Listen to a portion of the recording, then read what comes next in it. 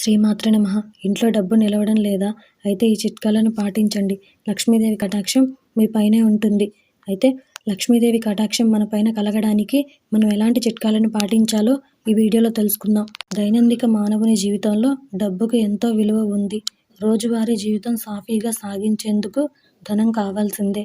అదే సమయంలో డబ్బు వల్ల సమాజంలో హోదా కూడా లభిస్తుంది. కొందరు కష్టపడి ఎంత సంపాదించినా ఇంట్లో డబ్బు నిలవదు. వచ్చిన డబ్బు వచ్చినట్లే ఖర్చయిపోతూ ఉంటుంది. ఫలితంగా అవసరం వచ్చినప్పుడు చిల్లి గవ్వ కూడా ఉండే పరిస్థితి ఉండదు. ఈ క్రమంలో డబ్బుకు అధిపతి అయిన కుబేరుడిని ప్రసన్నం చేసుకోవాలంటే ఎలాంటి చిట్కాలను పాటించాలో ఈ వీడియోలో తెలుసుకుందాం. అందులో మొదటిది, ఇంట్లో మీ బీరువాను దక్షిణం వైపు ఉన్న గోడ దగ్గర లేదా నైరుతి మూలలో ఉంచండి.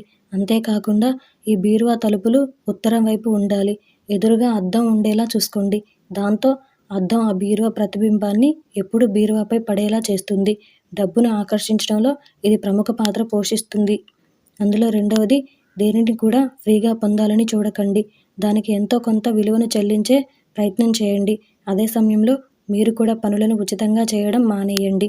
అందులో మూడవది, ప్రతి శుక్రవారం విష్ణుమూర్తికి నీళ్లతో అభిషేకం చేయండి. అయితే ఈ నీళ్లను శంఖం నుంచి పోయాల్సి ఉంటుంది. విష్ణుమూర్తిని ఎంత భక్తితో ఆరాధిస్తే లక్ష్మీదేవత అంత త్వరగా కటాక్షిస్తుందని ఆస్ట్రాలజీ నిపుణులు చెప్తున్నారు. అందులో నాలుగవది, ఇంట్లో బాత్రూమ్, కిచెన్లలో వాటర్ లీకేజీలు ఉండకుండా చూసుకోండి. ఒకవేళ ఉన్నట్లయితే వెంటనే వాటిని మరమ్మతులు చేయించడమో లేక వాటిని మార్చడమో చేయండి. అందులో ఐదవది, కుబేర యంత్రాన్ని ఒక ఎర్రటి వస్త్రంలో ఉంచి మీ పూజ గదిలో పెట్టండి. ప్రతిరోజు ఆ యంత్రానికి పూజ చేయండి. అప్పుడు కుబేరుడు మీపై చల్లటి చూపును ప్రసాదిస్తాడని పండితులు చెప్తున్నారు.